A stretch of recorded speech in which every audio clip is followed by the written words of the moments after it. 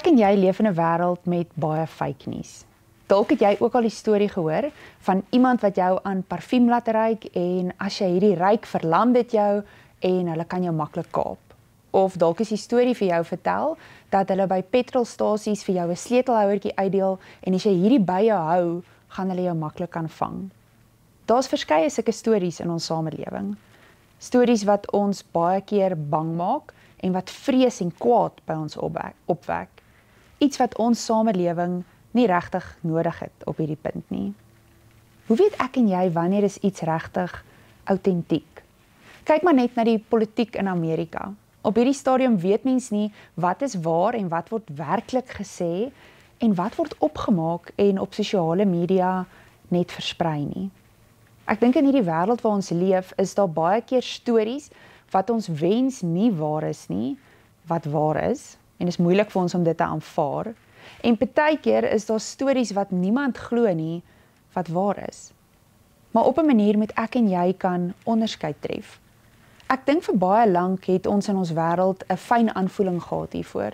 Dat mens soms partykeer met iemand net kan staan en praat en so in jou binneste kan jy weet of hierdie waar of eg is of nie.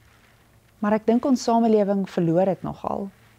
So hoe lyk autentiek wees vandag? Ek dink, as ek en jy waarlik eg is, dan is ons iemand wat dit waag om kwesbaar te wees.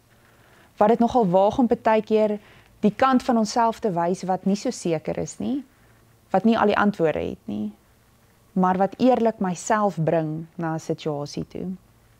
Ek dink ook egtheid is nogal magneties vir mense. Ek dink dit is magneties omdat dit mense laat veilig voel.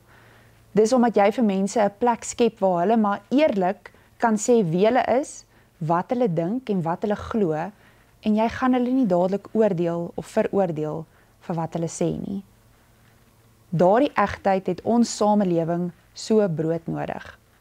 Ou mense het altyd mos gepraat van jou gut. Kan onthou my ouma het dit altyd vir my gesê. Sy het gesê, diep in jou binneste Karen weet jy tog wat reg en verkeerd is. Vandag as ek dink aan haar woorde, dan besef ek, sy het my eintlik so mooi geleer om net toeganklik te wees vir die Heilige Gees. Om hom te kan ervaar, bewus van hom te wees in my lewe. Mag ons vir daai stemmetjie in ons luister. Ons wêreld het dit nodig. Want as ek en jy dit waag om mense te wees wat die waarheid praat, dat mense wat om ons leef seker is daarvan dat hulle by ons altyd die waarheid hoor, dan help dit onsself en dit help ons verhoudings.